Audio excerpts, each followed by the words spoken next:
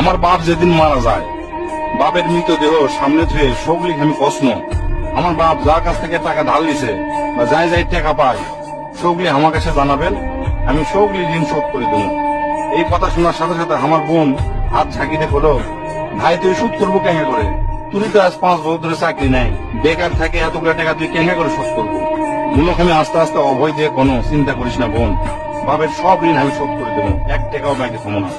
পরের দিন সকালে ঘুমোর থেকে উঠতে না উঠতেই দরজা খুলে দেখি বারান্দার 4-5 জন লোক বসে আছে, পাওনাদার।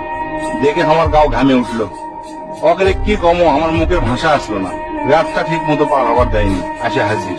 সামনে যাতে একদম খারাপ হলো, খারাপ হয় আমার করছে, আমি অমুক ব্যাংক থেকে আসছি, আপনার বাপ তার বেটা বেটির নামে 20 লাখ টাকা ব্যাংকত থুয়ে গেছে, তাড়াতাড়ি ব্যাংকত আসেন। বাদ বাকি 4-5 জন যারা আছে তারা সবলি করছে আমাকে সমিতিতে আপনার বাপ 20 টাকা করে জমা করেছিল, আরেকজন করছে 50 টাকা করে জমা করেছিল, আরেকজন করছে 100 টাকা করে জমা করেছিল। এগুলো টাকা নেওয়ার জন্য আমাকে সমিতি অফিসে আসেন। পরে সব হিসাব করে দেখি বাপ আমাকে জন্য প্রায় 37 লাখ টাকা জমি থুয়ে গেছে। টাকাগুলা হিসাব করতে করতে আমার একদিন রাতের কথা মনে পড়ে গেল। ওই রাতে আমি আমার বাপক প্রশ্ন, আপনি কেঙ্কা বাপ, আমাকে ভবিষ্যতে আপনি কোন চিন্তা আছে? আপনি লাগাতে বাপ আমাকে দরকার নাই, কোন টাকা পয়সায় দেন না আমাকে, আমরা চলমো কেঙ্কা করে।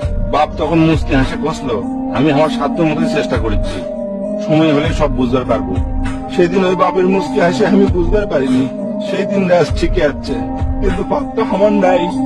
মাঝে মাঝে রাতের বেলা আকাশের দিকে তাকে কই, বাবা আজ পর্যন্ত তোমাকে বুঝতে পারলাম না, তোমার উপর খালি রাগই করে গেছি, কিন্তু তোমাকে জোরে ধরে কোনোদিন আই লাভ ইউ করতে পারলাম না।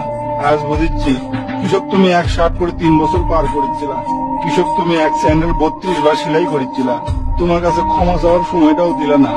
আমাকে তুমি মাফ করে দিও আব্বা, জীবনে তোমার সাথে অনেক বেদবি করছি।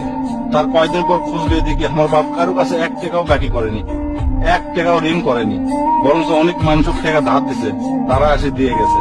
তাই তোর বাপ হাত পা ধরে কই দোস্তরা, তোকে বাপ অনেকেই বেঁচে আছে, বাপের সাথে কোনোদিন বেদবি করবো না।